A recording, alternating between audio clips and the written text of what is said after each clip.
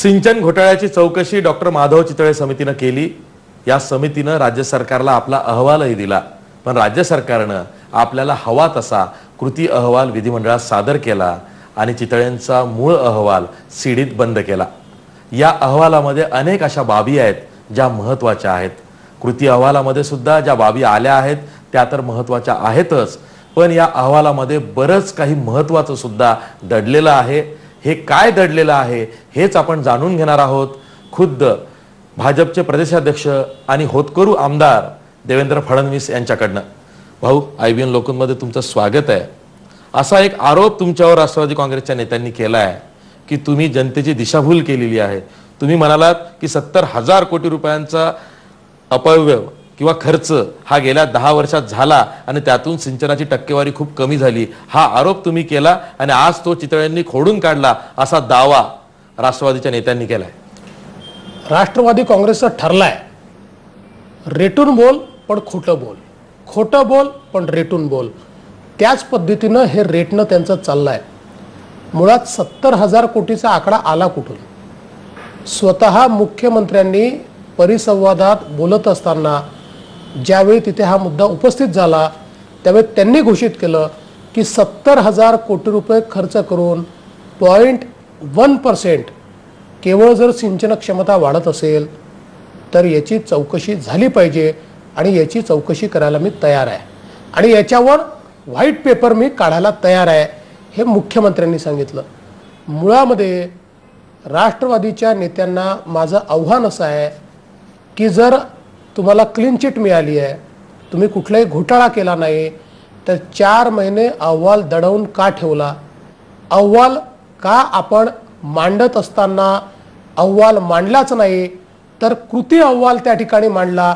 आणि एवढंच नाही तर ही एक समरी त्या ठिकाणी आपण मांडण्याचा प्रयत्न केला, जी समरी या अहवालाची नाही, चितळेंनी लिहिलेली नाही, चितळेंच्या अहवालातनं काही अंश घेऊन आपले त्याच्याचं इंटरप्रिटेशन होऊन आपल्या मनाने लिहिलेली ही समरी तुम्ही का मांडली? आणि म्हणून मी आपल्याला 2 प्रश्न या ठिकाणी 2 गोष्टी सांगणार आहे। पहिली गोष्ट अशी की क्लीन चिट आहे का चितळेंच्या अहवालात? याच्यात तर त्यांनी लपवलं आणि कृती अहवालातही टाकलं नाही, पण अहवालात मात्र ते लपलेलं नाही। अहवालाच्या पृष्ठ क्रमांक 600 वर काय लिहिलं आहे ते मी आपल्याला वाचून दाखवतो। ज्या प्रकरणी नियामक मंडळाच्या नजरेस ही बाब आणून सुद्धा मंजुरी दिली गेली आहे, अशा प्रकरणी मंडळाच्या बैठकीत उपस्थित असणारे सदस्य आणि अध्यक्ष यांच्यावर जबाबदारी येते। संबंधिताबाबत शासनाने उचित निर्णय घ्यावा। याचा अर्थ तत्कालीन जलसंपदा मंत्री अध्यक्ष कोण होते? नियामक मंडळाचे अध्यक्ष तत्कालीन जलसंपदा मंत्रीच होते आणि त्यामुळे थेट दोषारोप आहे, म्हणजे अजित पवारांवर दोष, थेट दोषारोप आहे। आता माझा सवाल असा आहे, याच्यामध्ये स्पष्टपणे दोषारोप ठेवलाय आणि रिकमेंडेशनही केलाय, मग कृती अहवालामध्ये याचा उल्लेख का नाही? तो याकरता नाही आहे की त्यांना माहिती होतं कृती अहवालात जर हा दोषारोप ठेवला तर एक तर दोषारोप स्वीकारावा लागेल किंवा नाकारावा लागेल। स्वीकारला तर अडचण होती आणि नाकारला तर त्यांना हे माहिती होतं की ज्या प्रकारे आदर्शच्या कृती अहवालात नाकारल्यानंतर त्यांची अवस्था झाली, माध्यमांनी त्यांना ठोकून काढलं, त्या प्रकारे माध्यम ठोकून काढतील आणि म्हणून त्यांनी कृती अहवालात याचा उल्लेखच केला नाही आणि मारे मिरवून राहिले clean chit, clean chit, clean chit. Clean chit नाही, चितळेंनी 600 नंबरच्या पानावर स्पष्टपणे या ठिकाणी तत्कालीन जलसंपदा मंत्री अजित पवार यांच्यावर गव्हर्निंग काउन्सिलचे अध्यक्ष म्हणून ठपका ठेवलेला आहे। म्हणजे याचा अर्थ राज्य सरकारनं अजित पवार असतील किंवा सुनील तटकरे असतील किंवा इतर राजकारणी असतील यांना वाचवण्याचा प्रयत्न केलेला आहे। ही जी क्लीन चिट ते राजकारण्यांना मिळाली म्हणतायत चितळे समितीच्या माध्यमातून, मग चितळेंची सुद्धा दिशाभूल यांनी केलेली आहे। 100% चितळेंनी तेच सांगितलंय। बघा, आपण जर बघितलं तर कशा प्रकारे या घोटाळ्यामध्ये दोन्ही काँग्रेसचा सहभाग आहे ते मी आपल्याला स्पष्ट करतो। ज्यावेळी आम्ही माननीय मुख्यमंत्र्यांना सांगितलं की आम्हाला पुरावे द्यायचे आहेत आणि चितळे म्हणतात ते पुरावे माझ्या कार्यकक्षेत येत नाहीत, चौकशीची कार्यकक्षा नेमून दिलेली आहे। मुख्यमंत्री म्हणाले नाही नाही तुम्ही द्या। चितळेंनी घ्यायला नकार दिला आम्ही उच्च न्यायालयात गेलो. उच्च न्यायालयामध्ये सरकारनं सांगितलं की हो आम्ही पुरावे स्वीकारू. ते पुरावे आम्ही तिथे नेऊन दिले. पण चितळेंनी स्पष्टपणे सांगितलंय हे पुरावे आले, या पुराव्यांमध्ये मला मोठ्या प्रमाणात अनियमितता आढळली, पण ते माझ्या कार्यकक्षेत येत नाही, त्यामुळे त्याची स्वतंत्रपणे अन्वेषण करावं असं त्यांनी लिहिलंय. आता यात काय म्हटलंय त्यांनी ते देखील खूप महत्त्वाचं आहे आशिषजी. त्यात असं म्हटलंय, यापूर्वी परिच्छेद 9.3 मध्ये नमूद केल्याप्रमाणे समितीच्या चौकशी दरम्यान बऱ्याचशा कार्यकक्षेत बसत नाही. समितीच्या कार्यकक्षेत येत नसलेल्या अशा अनियमितता प्रामुख्याने खालीलप्रमाणे आहेत. आणि मग 7 प्रकारच्या अनियमितता त्यांनी सांगितल्या आहेत आणि त्याच्या खाली लिहिलंय, अशा अनियमितता समितीच्या कार्यकक्षेत बसत नसल्यामुळे या प्रकरणाचा वेगळा तपास शासनाला योग्य त्या मार्गाने कायद्याच्या चौकटीत राहून करावा लागेल. याबाबत समितीचे सर्वसाधारण अभिप्राय जोडपत्र म्हणून अहवालाबरोबर सादर केले आहे, ज्यात त्यांनी अन्वेषण करा असं म्हटलेलं आहे, इन्व्हेस्टिगेशन करा असं म्हटलं आहे. माझं मत आहे क्रिमिनल इन्व्हेस्टिगेशन. आता याच्यामध्ये पुन्हा कुठे राजकारणी येतात ते आपल्याला सांगतो. निविदेतील कलम 38चा गैरवापर करून एका कामास दुसरे काम नियमित निविदा प्रक्रिया न करता जोडले जाणे. तत्कालीन जलसंपदा मंत्र्याच्या सहीने 4000 कोटी रुपयाची जोडकामं दिली गेलेली आहेत, जो आमचा आरोप होता, ज्याचे पुरावे आम्ही दिले आणि मुख्यमंत्र्यांनी ते कार्यकक्षेतच ठेवले नाही. भ्रष्टाचार तर तिथेच झालाय. दुसरा भ्रष्टाचार कुठे? या ठिकाणी निविदा स्वीकृतीसाठी अंदाजपत्रकांचे अद्यावतीकरण. आपण जर मला 1 मिनिटाचा वेळ दिला तर ही मोडस ऑपरेंडी देखील मला सांगायची इच्छा आहे. ज्यावेळेस एखाद्या कामाचं अंदाजपत्रक 100 रुपयाचं बनायचं, 100 रुपयाच्या अंदाजपत्रकावर टेंडर बोलवल्यानंतर 125 रुपयाचं टेंडर यायचं आणि मग 5% भाव म्हणजे 105 रुपयापर्यंतचे अधिकार यांना होते. त्याच्यावर जर गेलं तर मंत्रिमंडळात जावं लागेल, फायनान्सला जावं लागेल, असे अनेक त्याच्यामध्ये परंतुक टाकण्यात आले होते. मग यांनी नवीन मोडस ऑपरेंडी काय चालू केली, 100 रुपयाचं निविदा बोलवली आणि 125ची निविदा आली की ते जे अंदाजपत्रक आहे तेच वाढवून टाकायचं, पोस्ट टेंडर 120 रुपयाचं करून टाकायचं आणि मग सांगायचं हे 120 रुपयाचं टेंडर बोलवलं, 125 रुपयाचं टेंडर आलं, 5%च्या आत आहे, त्यामुळे आम्हाला अधिकार आहे. असा 11,000 कोटी रुपयाचा घोटाळा यांनी केलाय. तो यांनी या ठिकाणी ती अनियमितता आहे, घोटाळा आहे मान्य केला आहे, पण ते म्हणतात माझ्या कार्यकक्षेत येत नाही आणि म्हणून याचं अन्वेषण केलं पाहिजे. आता हे कोणी केलं? या सगळ्या फाईल्सवर सह्या कोणाच्या आहेत आपण बघा ना. त्याचे पुरावे हे आम्ही दिले, सह्यांसहित दिले, जलसंपदा मंत्र्याच्या सह्यांसहित सगळे पुरावे दिलेले आहेत, पण ते कार्यकक्षेत ठेवलेलं नाहीये. त्यामुळे हे जे म्हणतात 17,000 कोटीचा घोटाळा का 40,000 कोटीचा घोटाळा, अरे हजारो कोटीचे तर पुरावे दिले आहेत. असेल हिंमत तर का केली नाही चौकशी? आणि आता त्याच्या पलीकडे जाऊन सांगतो, आता हे रिकमेंडेशन नाहीये, हे जे म्हटलेलं अशा निमित्ता कार्यकक्षेत बसत नसल्यामुळे वेगळा तपास शासनाला योग्य मार्गाने कायद्याच्या चौकटीत राहून करावा लागेल. मग आता कृती अहवालात हे यायला नको होतं? कृती अहवालात हे मांडून त्यांना लिहायला हवं होतं की चितळेंनी रिकमेंड केलाय, त्यामुळे आम्ही याची या सक्षम प्राधिकरणाकडून चौकशी करतो. याचा उल्लेखच नाही आहे. खरं तर राज्य सरकारनं आता SIT नेमायला पाहिजे. एवढंच नाही तर याची CBI चौकशी होण्याची सुद्धा मागणी होऊ शकते. होऊ शकते काय? आमची मागणीच आहे. आता या अनियमितता चितळेंनी बाहेर काढल्यावर मुख्यमंत्री महोदय, तुम्ही खरंच जर स्वच्छ चेहऱ्याचे असाल, खरंच जर भ्रष्टाचाराने लिप्त नसाल, खरंच जर भ्रष्टाचार पाठीशी घालायचा नसेल, अजून पुरावे काय पाहिजे? या ठिकाणी 606 क्रमांकाचं पान वाचा आणि त्यानुसार याची क्रिमिनल इन्क्वायरी करा. आणि ही इन्क्वायरी, क्रिमिनल इन्क्वायरी जर करायची असेल तर आता ती CBI आणि EDच करू शकते, कारण मोठ्या प्रमाणात आर्थिक गैरव्यवहार याच्यामध्ये झालेला आहे. एक प्रश्न असा उपस्थित होतोय आता की आज जलसंपदा मंत्री सुनील तटकरे यांनी असं सांगितलं, तसं जाहीर केलं की आम्ही चितळे समितीचा अहवाल स्वीकारला. मग जर का अहवाल स्वीकारला असेल तर सिलेक्टिव्ह लीक तुम्ही कृती अहवालामध्ये करताय, आपल्याला हवं तसं कृती अहवालामध्ये दाखवताय आणि तुम्ही वारंवार हे म्हणताय की चितळे समितीनं कॅफो म्हणजे मुख्य लेखा व वित्त अधिकारी आणि ED म्हणजे कार्यकारी संचालक यांना दोषी धरलेला आहे, पण मंत्र्यांना म्हणजेच अध्यक्षांना दोषी धरलेलं नाही. ही सभागृहाची दिशाभूल नाही? हा हक्कभंगाचा विषय बनत नाही? हा 100% हक्कभंगाचा विषय आहे. हा 100% खोटारडेपणा आहे. हे सभागृहात केलेलं असत्य कथन आहे. दुर्दैव असं आहे आणि त्यांचं सुदैव आहे की सभागृहाचा शेवटचा दिवस होता आणि तेवढ्याच करता जाता जाता चर्चा घडू दिली नाही. आपण अशी जी त्या ठिकाणी आपल्या पत्रकारांच्या दीर्घेत होतात. आपण बघितलं, आम्ही चर्चा मागत होतो, हिंमत होती का यांची चर्चा घ्यायची? यांनी चर्चा देखील घेतली नाही त्याच्यावर. जाता जाता का मांडला? तो याकरता मांडला की खोटारडेपणा करायचा होता, आणि मग खोटारडेपणा उघडकीस आला असता तो लगेच आणला आम्ही. एवढा 1300 पानी अहवाल तुम्ही दिला, 5व्या मिनिटाला तुमचा खोटारडेपणा आम्ही उघडकीस आणला. पण तो आला असता तर हक्कभंग झाला असता, आणि त्याच्यामुळे जाता जाता अहवाल मांडण्याचं काम त्यांनी केलंय.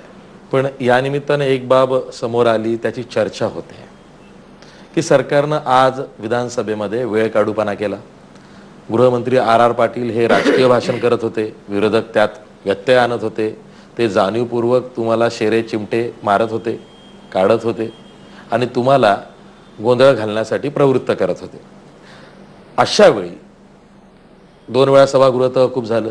त्यानंतर सुनील तटकरे यांनी हा अहवाल मांडतो असं सांगितलं, आणि अहवालाच्या प्रती देण्यापूर्वीच ते त्यांची बाजू मांडायला लागले.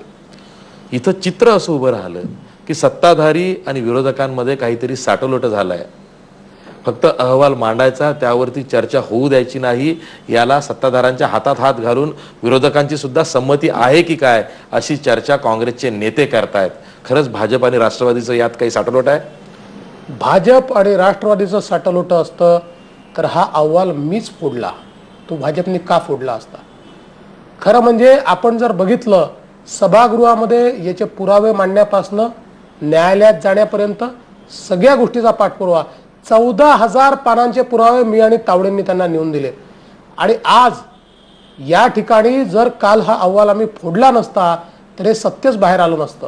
काल अहवाल फोडल्यामुळे आज मजबुरीने त्यांना तो अहवाल जाता जाता ठेवावा लागला, नाहीतर हा अहवालच ठेवायचा नाही असं त्यांनी ठरवलं होतं.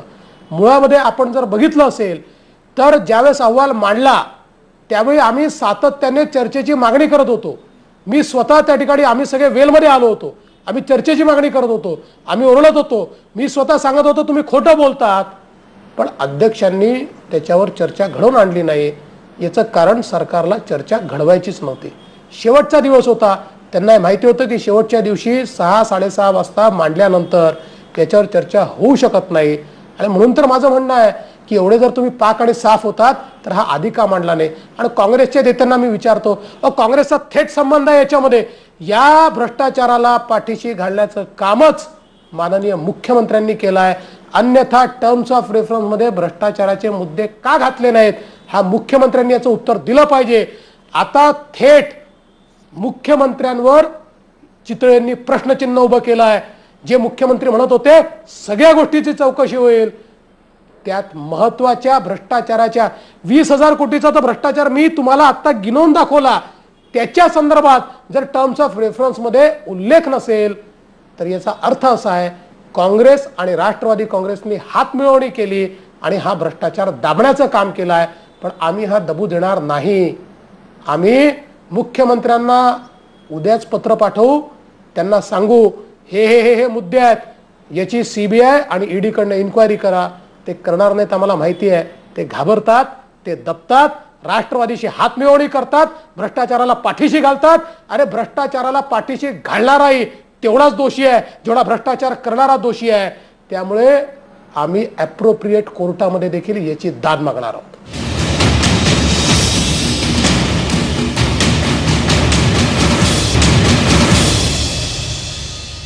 हे मान्य आहे की संख्याबळाच्या आधारावर बहुमताच्या जीवावरती सत्ताधाऱ्यांनी विरोधकांचा आवाज दाबला. पण आता केंद्रामध्ये भाजपचं सरकार आहे, केंद्रातूनही चौकशी लागू शकते. कारण यातले एक प्रकल्प तरी किमान केंद्राच्या अखत्यारीत आहे, तो गोसीखुर्द प्रकल्प. आणि त्या चितळे समितीच्या अहवालामध्ये गोसीखुर्द प्रकल्पाच्या डाव्या कालव्यावर सुद्धा ताशेरे ओढलेले आहेत, तिथं सुद्धा घोटाळा झाला असं म्हटलेलं आहे. मग केंद्रातून सीबीआय चौकशी का लागू नये की तिथंही पुन्हा भाजप आणि राष्ट्रवादीचं साटलोट होईल? भाजप आणि राष्ट्रवादीचं साटलोट कधी नव्हतं, कधी नाही आणि कधी होणार नाही. या महाराष्ट्रामध्ये राष्ट्रवादीच्या विरुद्ध जेवढा संघर्ष मी केला, मुंडे साहेबांनी केला, भाजपनी केला, तेवढा कोणीच केला नाही. आमचे नेते गोपीनाथराव मुंडे स्वर्गीय आहेत, पण शरद पवारांची थेट लढाई आम्ही लढलेलो आहोत. त्यामुळे हे साटलोट्याचा आरोप हा पूर्णपणे चुकीचाच नाही, हा दिशाभूल करणारा आहे. आणि जाणीवपूर्वक जे लढणारे लोक आहेत त्यांच्यावर प्रश्नचिन्ह लावण्याचं काम काही लोक करतायत, साठलोट होऊ शकत नाही. शेवटी सीबीआयची चौकशी करायची की नाही हा केंद्राचा अधिकार नसतो. सीबीआयच्या चौकशी करता राज्य सरकारचं रिकमेंडेशन लागतं. आणि समजा जर केंद्राने ठरवलं की एखाद्या प्रकल्पात त्यांचा पैसा आहे म्हणून चौकशी करायची, तेवढ्या प्रकल्पापुरतीच ते चौकशी करू शकतात. राज्य सरकार जोपर्यंत रिकमेंडेशन देत नाही, आपण फेडरल स्ट्रक्चरमध्ये आहोत आणि फेडरल स्ट्रक्चरमध्ये राज्य सरकारच्या रिकमेंडेशन शिवाय ही चौकशी होऊ शकत नाही. आणि म्हणूनच न्यायालयाचा मार्ग चोखाळण्याचं आम्ही ठरवलेलं आहे. ही झाली सगळी आर्थिक बाजू, घोटाळा झाला आहे. पण एक जरा व्यवहार्य बाजू जर का आपण बघितली तर चितळे समितीनं असंही म्हटलेलं आहे की राज्य सरकारनं कुठला सिंचनाबाबतचा मास्टर प्लॅनच तयार केलेला नाही. आता जर का मास्टर प्लॅन नाही आहे, 28 प्रकल्पांमध्ये जर का फॉल्टी डिझाईन आहे आणि खर्चाची किंमत वाढवलेली आहे असं म्हटलेलं आहे, तर मग ही जी सिंचन दुरवस्था आहे ही महाराष्ट्राला कुठं घेऊन जाईल? चितळे समिती यावर काय म्हणते? बघा, महत्त्वाचं असं आहे की एक चितळे समितीचं फाइंडिंग जे आहे ते फार महत्त्वाचं आहे. काय म्हटलं त्यांनी? निविदा अंतर्गत ठेकेदारांनीच संकल्पचित्र तयार केलीत. म्हणजे ड्रॉइंग अँड डिझाईन संकल्पचित्र कोण करताय? ठेकेदारच करतायत. मग गोदावरी खोऱ्यामध्ये आपण बघितलं कशा प्रकारे जे काम 50 कोटी 20 कोटीत होऊ शकतं, हजारो कोटी रुपये त्याच्यावर जाणीवपूर्वक खर्च केले. कृष्णा खोऱ्यात आपण बघितलं कशा प्रकारे जोड कामं देऊन देऊन निविदा न बोलवता त्या ठिकाणी कामं केले. त्यामुळे या सगळ्या गोष्टी अतिशय स्पष्ट आहेत की या ठिकाणी जे चितळेंनी देखील लिहिलेलं आहे, कशा प्रकारे व्याप्ती वाढवत गेले, कशा प्रकारे ड्रॉइंग डिझाईन काढायचे नाही. म्हणजे आपण जर बघितलं तर याच्यात एक शब्द वापरलेला आहे की ठेकेदारांच्या चक्रव्यूहमध्ये सिंचन विभाग अडकलेला आहे. आता ठेकेदारांच्या चक्रव्यूहमध्ये अडकला म्हणजे कोण अडकलं? सिंचन विभाग अडकला म्हणजे सिंचन विभाग अडकत नाही. ठेकेदारांचा चक्रव्यूह सरकार, मंत्री तयार करतात. मंत्र्यांनी तयार केलेला चक्रव्यूह. या चक्रव्यूहात कोण अडकलाय? या चक्रव्यूहामध्ये सिंचन प्रकल्प अडकले. या चक्रव्यूहाचे बळी महाराष्ट्रातले शेतकरी गेले. ज्या विदर्भामध्ये शेतकऱ्यांनी आत्महत्या केली त्या आत्महत्येकरता जर कोणी जबाबदार असेल तर हे सरकार जबाबदार आहे की ज्या सरकारनं हजारो कोटी रुपये त्या ठिकाणी खर्च केले, पण कागदावर केले. धरणात पाणी आलं नाही, कागदावर केवळ पाणी दिसलं, त्याकरता ते जबाबदार आहे.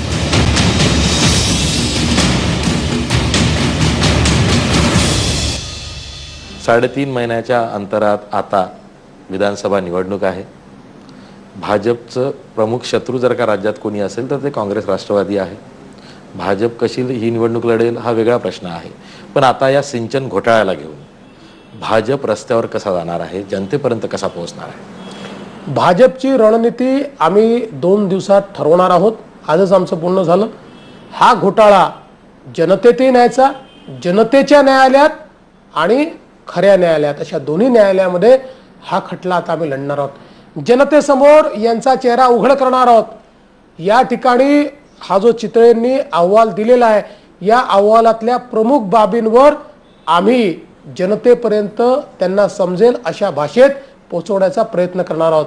आपल्या लक्षात असेल यांनी व्हाईट पेपर काढला, आम्ही ब्लॅक पेपर काढला आणि यांचा व्हाईट पेपर किती बोगस आहे हे आम्ही दाखवून दिलं. आता चितळे समितीच्या अहवालातले जे निष्कर्ष आहेत त्यातनं हे किती करप्ट आहेत, कसे भ्रष्टाचारी आहेत, कसा पैसा खाल्ला, कसं कागदावर कामं केले, कसा सिंचनाचा सगळा पैसा यांच्या तिजोरीमध्ये गेला, कशा प्रकारे अनियमितता केल्या आणि या सगळ्या अनियमितता करून ज्या प्रकारे केंद्र सरकारमध्ये 2Gचा घोटाळा झाला आणि कपिल सिब्बल म्हणाले 0 लॉस, त्या कपिल सिब्बलांना 0 करून घरी पाठवलं. त्याचप्रमाणे हे देखील सांगतायत घोटाळा झालाच नाही, आम्हाला क्लीन चिट. यांची क्लीन चिट नाही, यांचा चेहरा काळा आहे हे आम्ही दाखवून देऊ, जनतेला दाखवून देऊ, जनतेमध्ये दाखवून देऊ. आणि मी विश्वासाने सांगतो जी अवस्था 0 लॉसची झाली केंद्रामध्ये तीच अवस्था राज्यामध्ये या भ्रष्टाचारांची होईल. या सिंचन घोटाळ्याचा जो कोणी सूत्रधार असेल त्याच्या विरोधात भाजपची लढाई कशी असेल? कारण सूत्रधार या घोटाळ्याचा कोण आहे हे सांगायला सुद्धा भाजपचे नेते कचरतायत.